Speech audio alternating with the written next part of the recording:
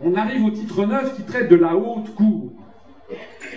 L'ancien article disait « Le président de la République n'est responsable des actes accomplis dans l'exercice de ses fonctions qu'en cas de haute trahison ».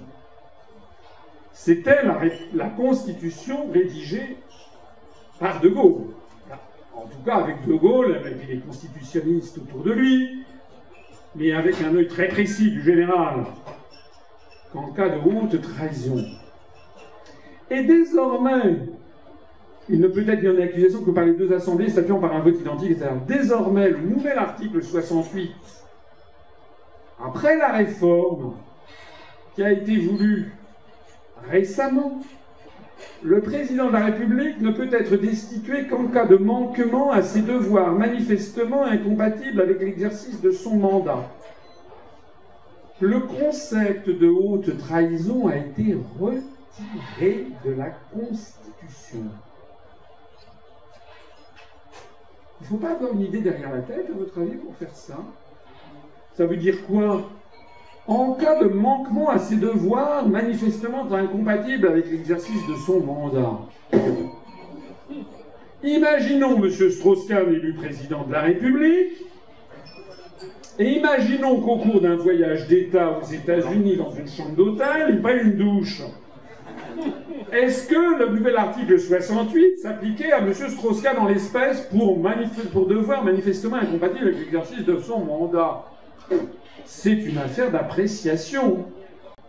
Enfin, vous voyez bien que pour avoir retiré, au cours d'un toilettage, comme on dit, on toilette, vous savez, comme si c'était quelqu'un qui sentait mauvais, on toilette la Constitution, oui, ne vous inquiétez pas, c'est un simple toilettage, dit-on à la cantonade, on a retiré le terme de haute trahison.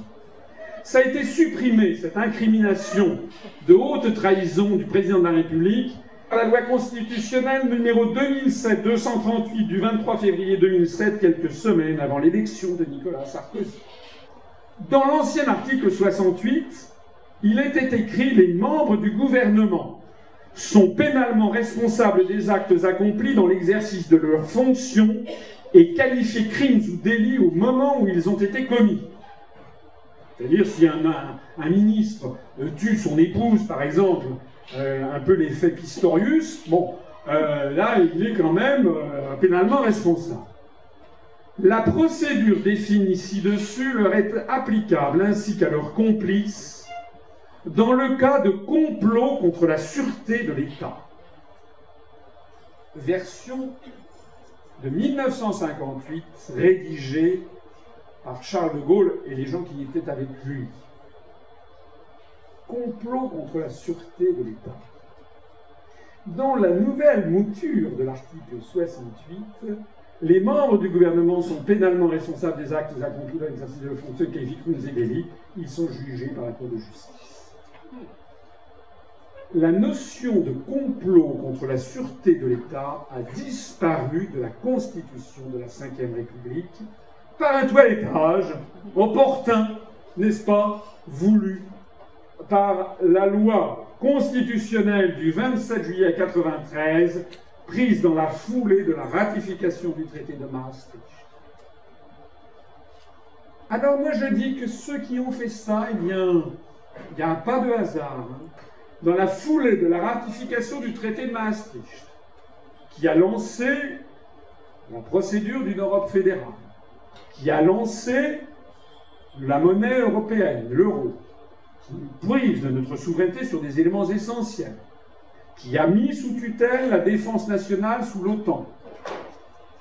Tous ces éléments qui sont une rupture multiséculaire, j'allais dire millénaire, avec la tradition française d'indépendance de la France, eh bien, tout a été fait comme si on voulait prémunir les auteurs de ça d'une incrimination possible en termes de complot contre la sûreté de l'État. On a retiré l'idée là.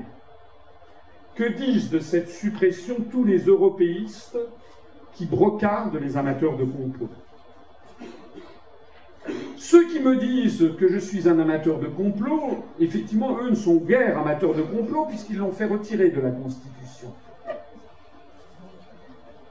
Il faudra leur demander des explications le moment venu.